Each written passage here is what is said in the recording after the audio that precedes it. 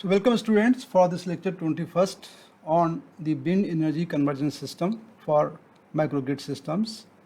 Earlier we studied the dynamics of the bin energy and tried to find out what is the kinetic energy associated with the bin.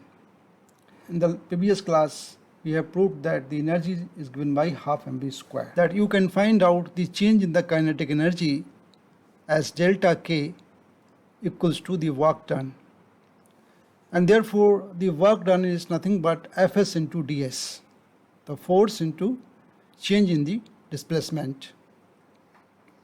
It's a dot product of two vectors, two vector units. Now F is given by ma into ds, and a is nothing but acceleration. A is the acceleration, so it is dv by dt into ds.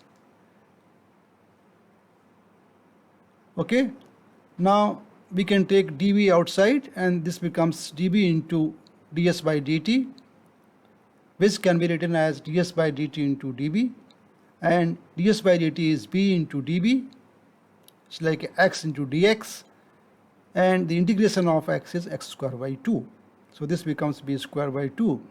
If you put the limit of the initial velocity b0 to b, it becomes b square by 2 minus b0 square by 2, which is change in the kinetic energy. If b0 equals to 0, then it becomes k becomes half mv square. So using this expression, we are finding the energy associated with the bin, which is half mv square. So m is the mass of the bin and v is the velocity of the bin in meter per second. This is in kg.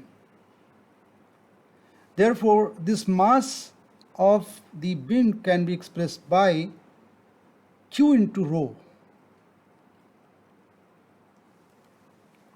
where Q is the discharge and rho is the density of the air in kg per meter cubic. So we substitute this m for Q into rho. So this is Q into rho.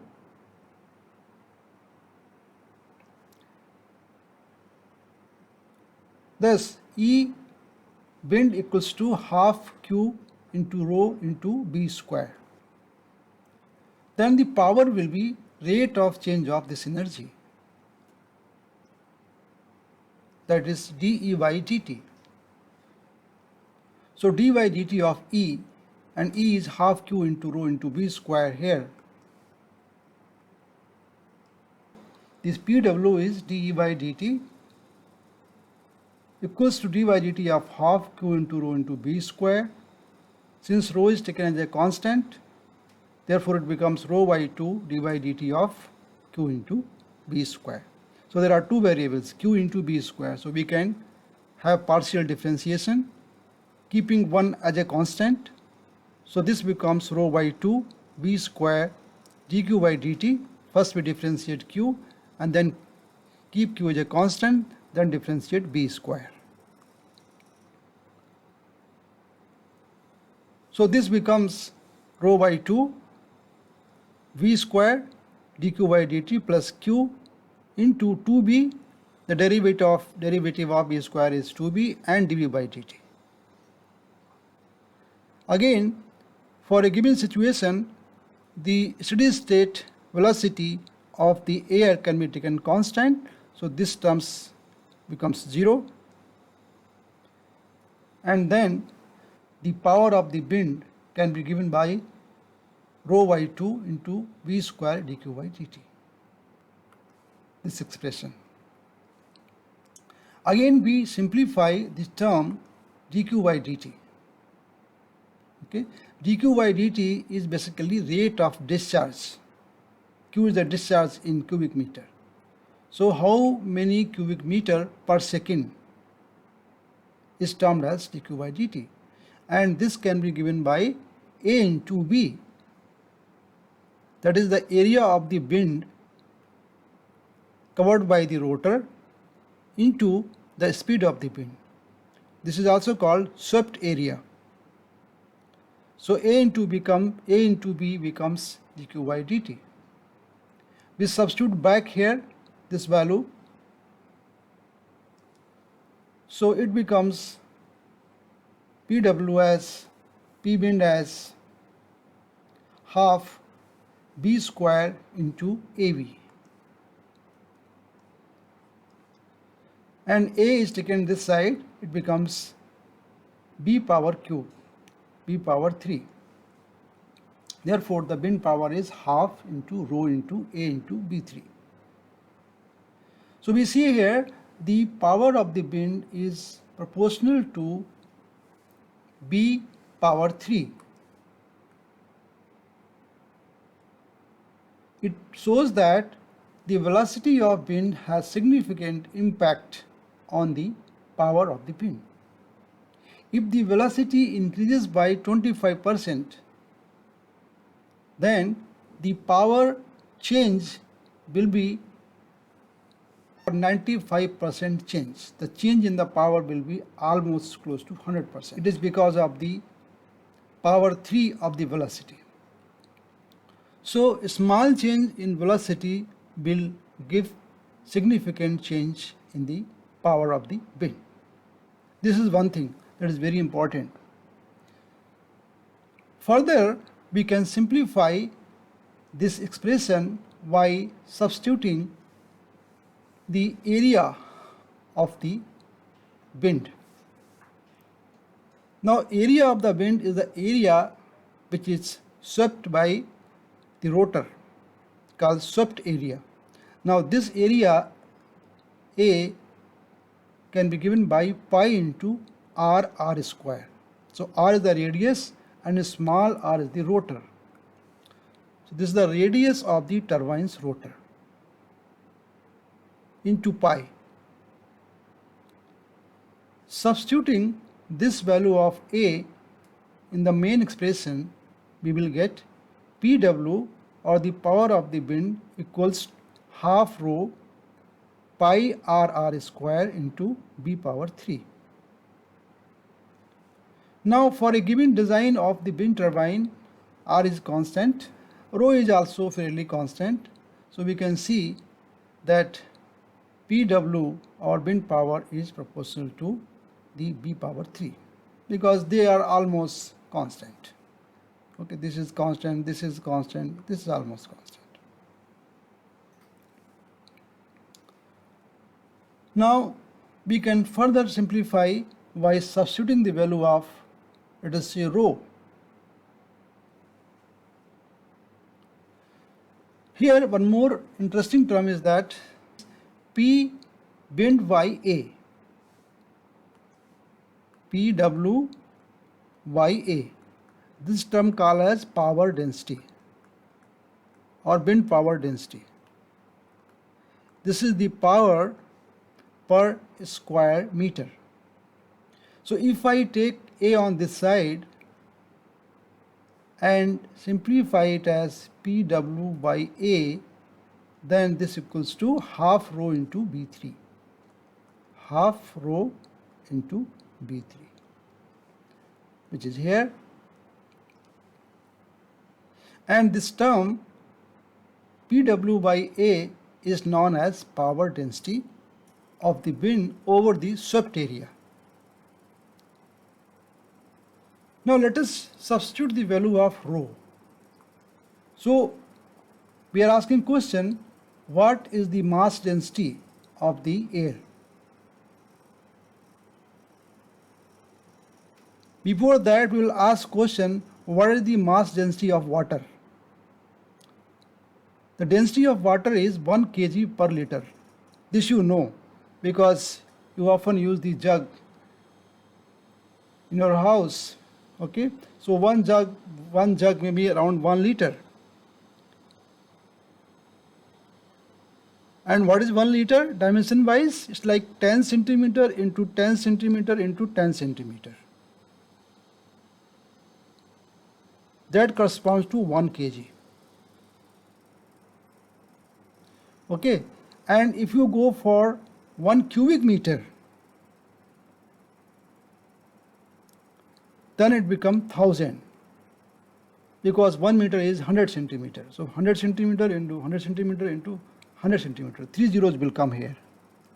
So 1000 kg per cubic meter is the mass density of the water. If you reduce by 1000 times less, it becomes the air density. So now you have a clue that the air density is 1000 times less than the water density. Then you can tell us the density of the wind is 1.2, close to 1.2 kg per cubic meter, or you can say 1 kg per cubic meter. Approximately, the average value is 1.2 kg per cubic meter. So this is the value of rho, 1.2 kg per cubic meter. Divide by 2 this factor, it becomes 0.6 B power 3. So now we finally have reduced the wind energy in terms of the wind power density, and it is given as 0.6 B power 3. Now we can substitute the different values of B to find out the power density at different velocity. We have studied this and substitute the value of velocity. You can see this table shows the wind velocity or wind speed kilometer per hour. This is for kilometer per hour, and this kilometer per hour has been translated into meter per second. So you can see these values, that's for 1 kilometer, then 10, then 25, 50, 75, 100, 125. These correspond to 0.27, 2.7, 6.9, 13.8, 20.3, 20.7, 13.7, and so on.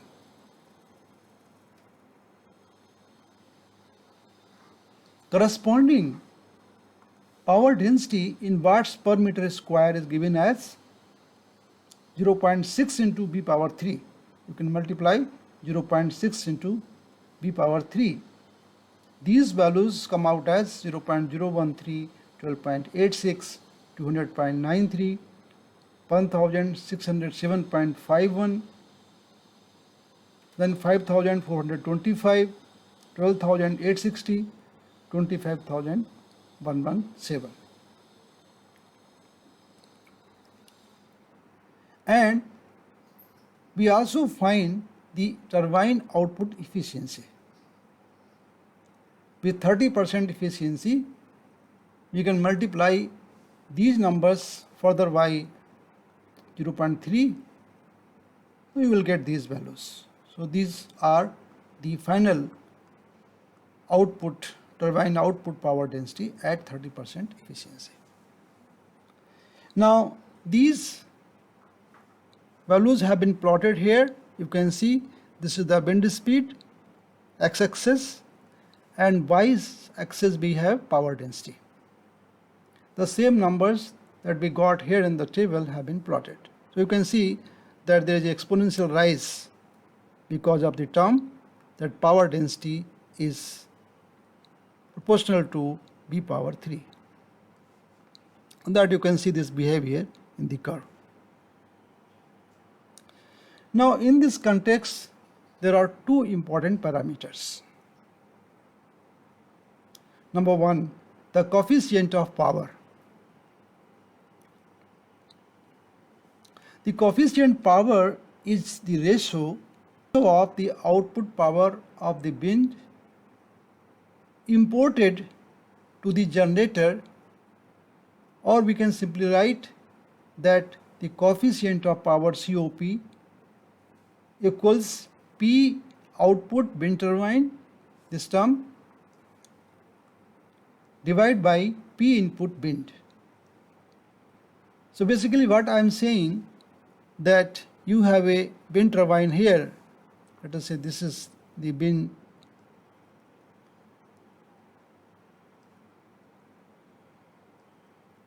Okay, and air is striking the blades, and this air has some, or wind has some power. So that is basically P in, or you can say P in wind. And after that, there is a shaft coupled to this rotor which drives the generator.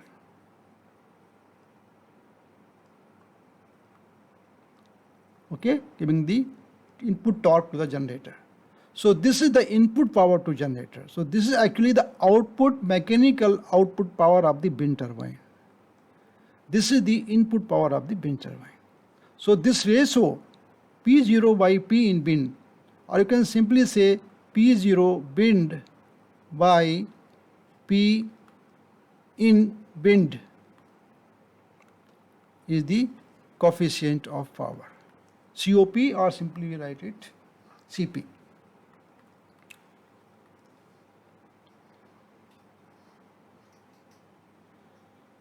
Or we can also say sometimes that the actual power, or POWT, you can say, the output of wind turbine, is same as P generator input. So these three terms are normally used to denote the output of the wind turbine power equals to Cp into P wind. So Cp is the coefficient of power. So this coefficient has a maximum value of 0.59. We will prove that, which means the maximum efficiency that is possible from wind input to the wind output will be 59%. It will be less than 59%. It cannot be greater than 59%. We will prove mathematically in the coming classes. All right. So this is the coefficient of power, which will reduce by some certain factor the initial wind power as a output wind power to the generator. Now let us go for a practical wind turbine characteristic and some more finer details of the wind turbine operation. A practical wind turbine characteristics can be classified into 4 important regions.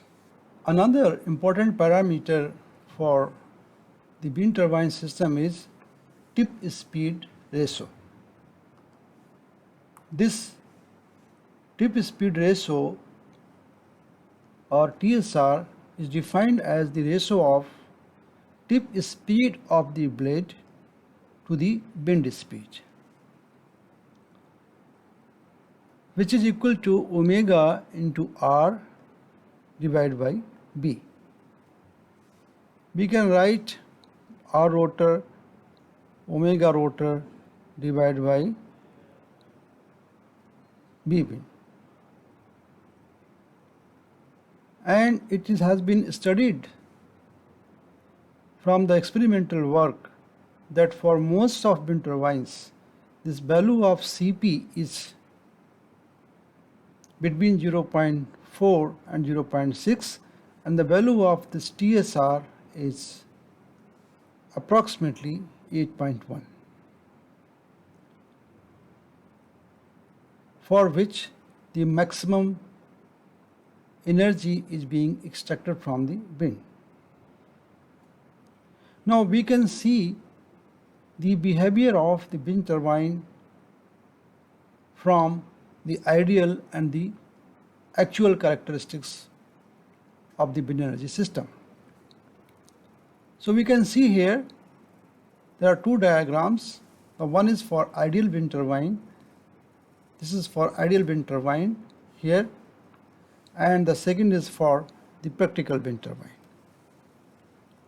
We see that the turbine behavior is classified into different regions. In case of ideal, we can say that power of wind turbine is directly proportional to B to the power 3. But in actual wind turbine, it goes like this. And there is a cut-in speed below which the wind turbine is not operated because there is not enough power to rotate it, and between cut-in speed and the rated speed, the bend operation takes place. After the rated speed, the power is constant till this point, and once the speed limit is crossed, then we call it cutout speed or cutout bend speed. At that point, the wind turbine stalls. There is no power output. The same regions are explained here: region 1, 2, 3 and 4. The region 1 is from 0 to cut-in velocity, and then from region 2 is from cut-in to rated velocity, from rated to maximum, and then cut-out bend velocity. This is B rated, and this is B cut-out. The difference between the ideal and the practical wind turbine is the nature of curve.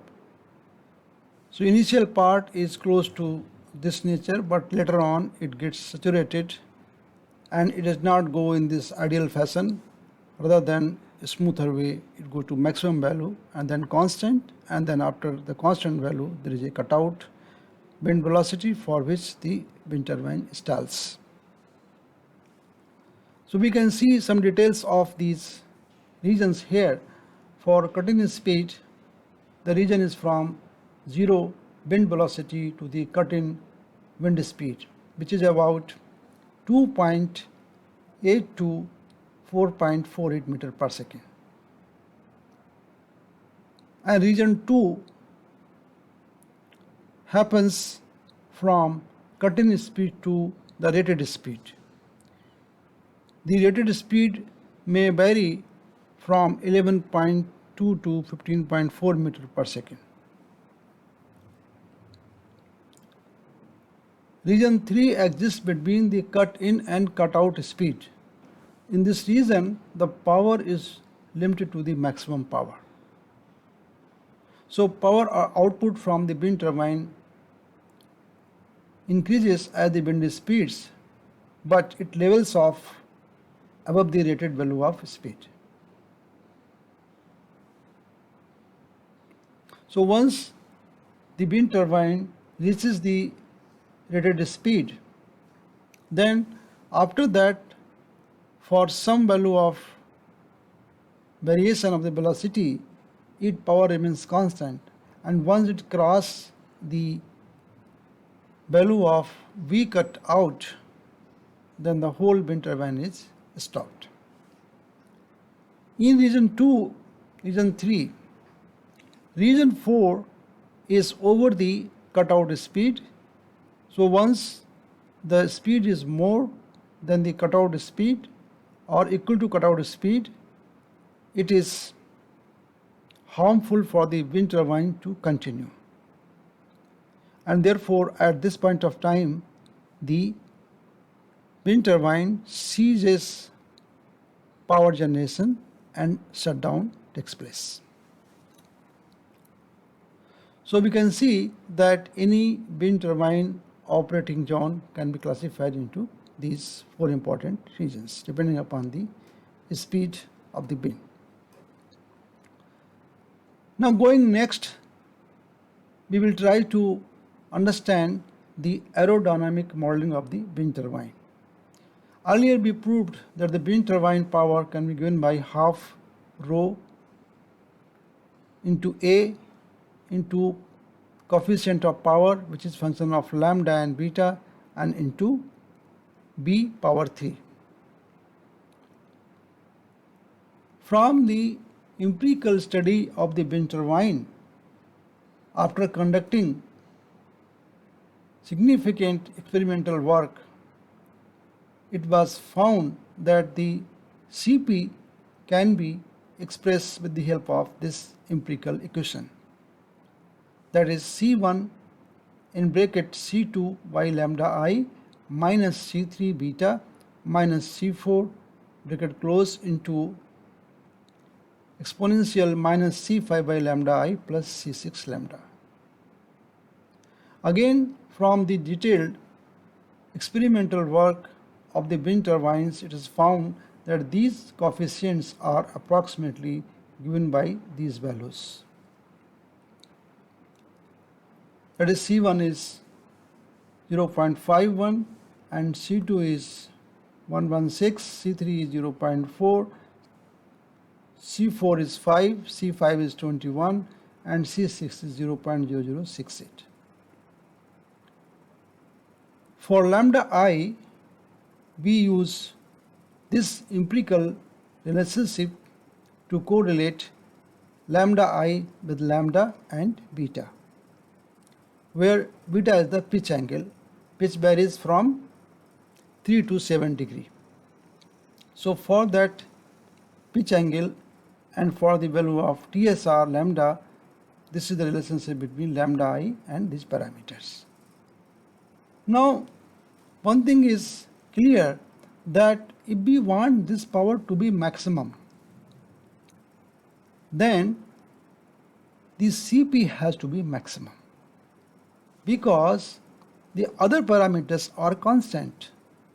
For a given wind velocity, mass density of the air and the area of cross section, P wind turbine depends upon Cp.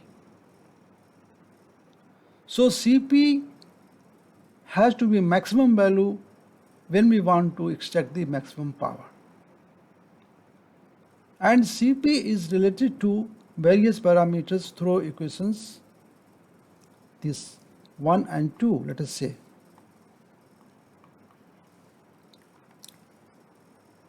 So if we plot the characteristic of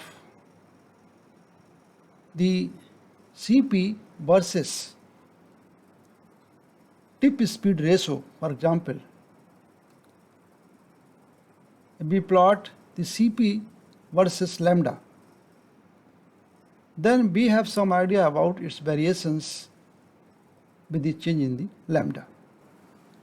We vary lambda from 0 to 5 to 10 to 15, and then we check the value of coefficient of power. We find that around this point we get the maximum value of Cp max, and for the Cp max here lambda is equal to lambda opt. And this value of lambda, of course the optimum value of lambda varies from various type of wind turbines, but it is found that it is close to 8. And if we plot this for different velocity of the wind, that you can see here, this at low velocity, that is 4 meter per second, then 5, then 6, 7, 8, 9 and so on up to 12 meter per second.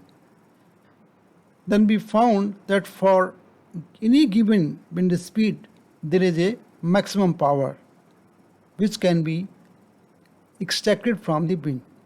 So these points are the locus of maximum power.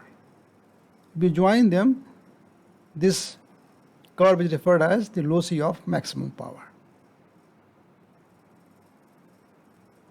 If we plot the mechanical power versus lambda for different wind speed, then we find again that this value of lambda is almost constant and comes around 8.1 or so. So that means for any given wind turbine there is lambda opt for which the energy extracted from the wind is maximum, and that lambda opt corresponds to C max, Cp max, and which corresponds to the P wind turbine max.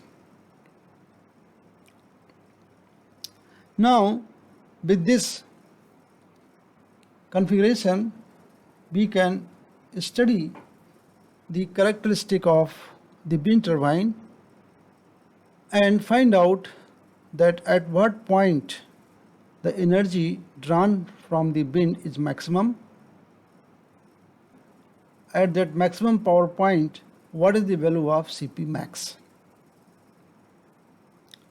And for that Cp max, what is the highest efficiency that is possible? What is the maximum efficiency that is possible? So this part we will study in the next class.